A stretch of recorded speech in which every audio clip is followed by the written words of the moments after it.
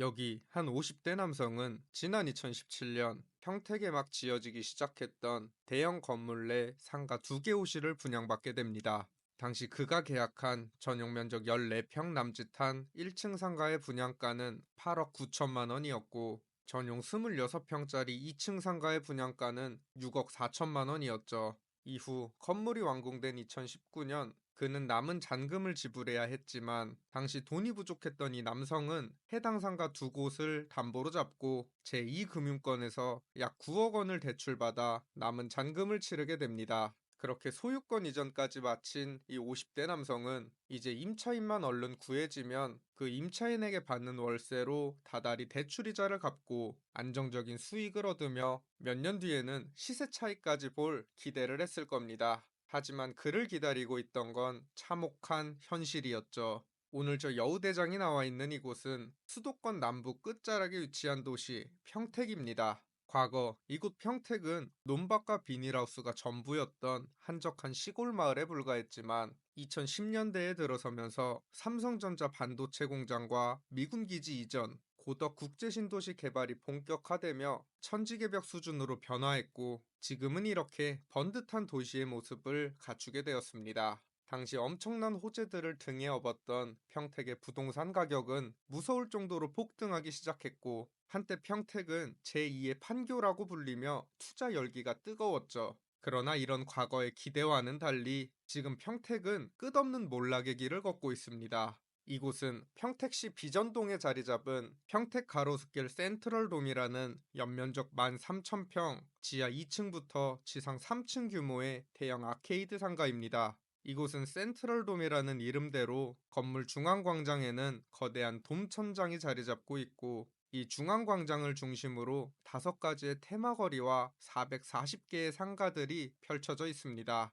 건물의 외관과 내부 역시 화려한 유럽풍 디자인으로 건축되어 겉보기에는 상당히 화려하고 멋진 모습이죠. 그러나 이런 화려한 외관과는 달리 상가 바로 앞 인도에는 유동인구가 없어 상당히 썰렁한 분위기입니다. 대로변 상가에는 공실이 넘쳐나고 간판만 걸려있고 실제로는 영업을 하지 않는 곳도 수두룩합니다. 한 상가는 관리가 전혀 되고 있지 않은 듯 문 손잡이에는 각종 우편물과 통지서가 쌓여 있고 대부분의 빈 상가 역시 그 어떤 곳에도 활용되지 못한 채 방치되고 있는 모습입니다. 건물 안쪽은 더 처참합니다. 스트리트형 상가로 조성된 거리에 들어서자마자 먼지가 가득 쌓인 유리창에 아이들이 장난을 쳐놓은 흔적만 보일 뿐 사람의 흔적은 거의 찾아볼 수 없습니다. 지금은 한참 바빠야 할 점심시간임에도 오가는 사람을 찾기는 어려웠죠. 여기에 사람이 얼마나 없냐면 사람이 진짜 가끔 지나갈 때마다 없던 인기척이 생기니까 깜짝깜짝 놀랄 정도였습니다.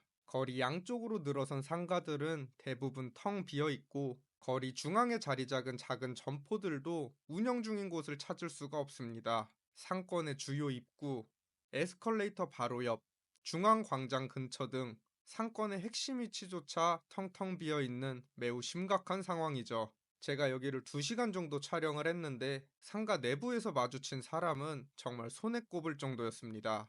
이 수많은 상가 하나하나에도 다 주인이 있을 텐데 라는 생각을 하니 등골이 오싹해지네요.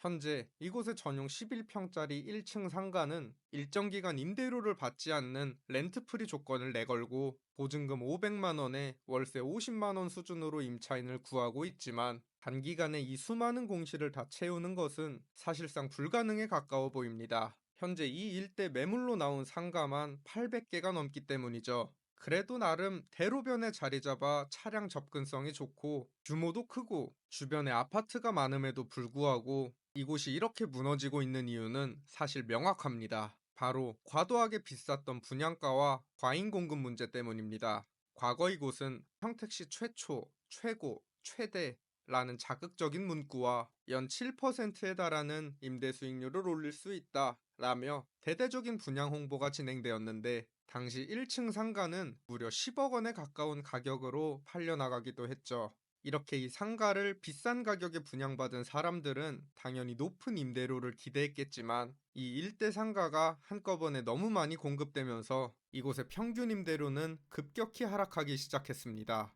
여기 이 상권에 희망을 걸었던 한 50대 남성이 있습니다. 그는 평택 가로수길 센트럴돔 건축 공사가 시작된 2017년 이곳 상가 2개 호실에 분양 계약을 맺게 됩니다. 그가 당시 계약한 상가는 전용 면적 14평짜리 1층 상가 한 곳과 전용 면적 26평짜리 2층 상가 한 곳이었는데 그 분양가는 1층 상가가 8억 9천만 원, 2층 상가는 6억 4천만 원으로 총 15억 원이 넘는 분양가였습니다. 그러나 자금이 부족했던 그는 우선 분양 계약 당시 분양가의 10%에 해당하는 계약금만 지불한 뒤 건물이 완공되자 해당 상가 2곳을 담보로 잡고 이금융권 은행에서 약 9억 원을 대출받아 남은 잔금을 치르고 소유권 이전까지 완료하게 되죠. 결과적으로 그는 자신의 돈 6억 원과 은행 돈 9억 원, 총 15억 원을 이곳에 쏟아부은 것입니다.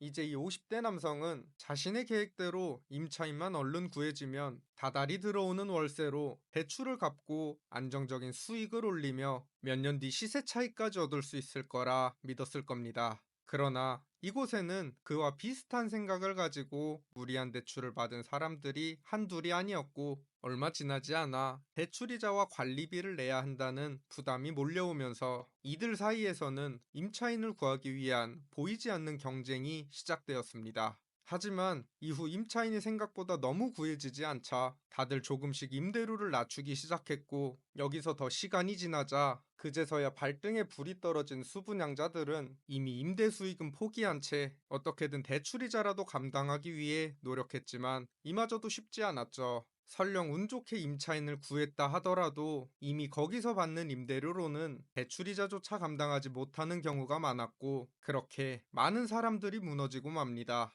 이 50대 남성 역시 해당 상가 2곳의 주인이 된 순간부터 4년이라는 긴 시간을 버티고 또 버텼지만 결국 2023년 은행 대출을 연체하게 되었고 이후 카드값조차 감당하지 못하게 되면서 그의 두 상가는 경매에 붙여지게 됩니다. 2024년 최초로 시작된 이 두 상가의 경매 사건에서 1층 상가는 8억 원, 2층 상가는 6억 원으로 감정되었지만 이후 여러 차례 유찰을 거친 끝에 2층 상가는 1억 2천만 원에 낙찰이 되었지만 1층 상가는 최저가가 9,400만 원까지 떨어지고도 유찰되며 결국 새로운 주인을 찾지 못했죠. 그렇게 이 남성이 6억 넘게 주고 산 상가 한 곳은 1억을 조금 넘는 가격에 팔렸고 9억 가까이 주고 산 상가는 9천만 원에도 팔리지 않았습니다. 여기에 더해 그가 그동안 지출한 세금과 관리비, 대출이자를 더하면 사실상 손에 남는 게 거의 없는 수준이죠.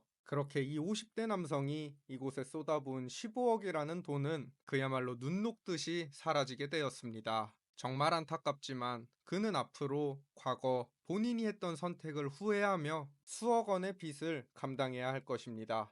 이 50대 남성의 선택은 과연 어디서부터 잘못됐던 걸까요? 제 생각에는 애초에 처음부터 이곳에 발을 들인 것 자체가 문제였습니다. 이미 틀어진 게임판 위에서 아무리 발버둥 쳐봐야 빠져나올 수 없었던 것이죠. 그럼에도 불구하고 전국 곳곳 일부 악질 분양업자들은 여전히 몇 개 안 남았다, 절호의 기회다, 높은 수익률과 시세 차익을 기대할 수 있다 라며 수많은 사람들을 현혹하고 있습니다. 이 영상을 보고 계시는 여러분, 제가 마지막으로 한마디만 드리겠습니다.